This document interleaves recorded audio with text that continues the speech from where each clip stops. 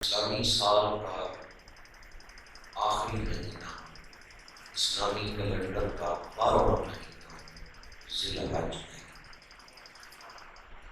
چونکہ اس مہینے میں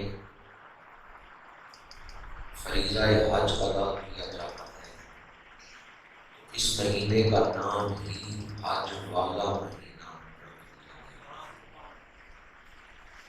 یہ دن اور یہ راتیں جو ہم گزار رہے ہیں، یہ انتہائی برکت والے دن اور برکت والی راتیں ہیں۔ قرآن مجید میں اللہ کریم نے ان راتوں کی قسم بیان کی۔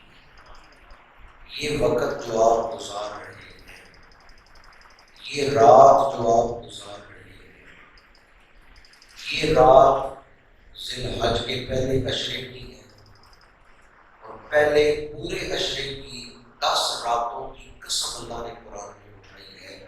والفجر وليال عشر، قسم ہے فجر کی اور قسم ہے 10 راتوں کی۔ ان 10 راتوں میں آج کی رات بھی شامل ہے۔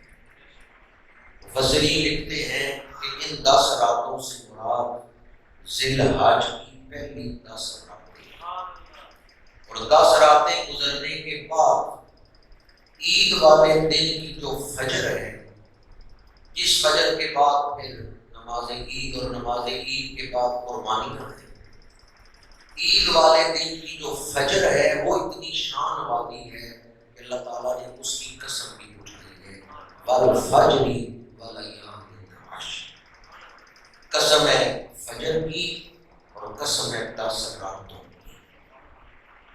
قسم اس لیے اٹھائی جاتی ہے کہ لوگ اس بات کی طرف دھیان دیں۔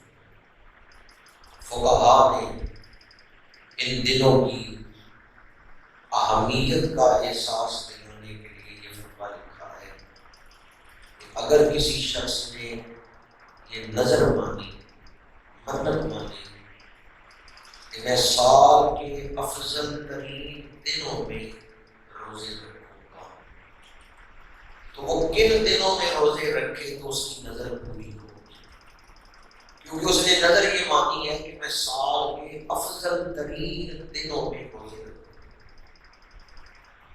فقہاء فرماتے ہیں جو شخص ذی الحج کے پہلے عشرے میں روزے رکھ لے اس کی نظر پوری ہوگی، یعنی یہ سال کے افضل ترین دن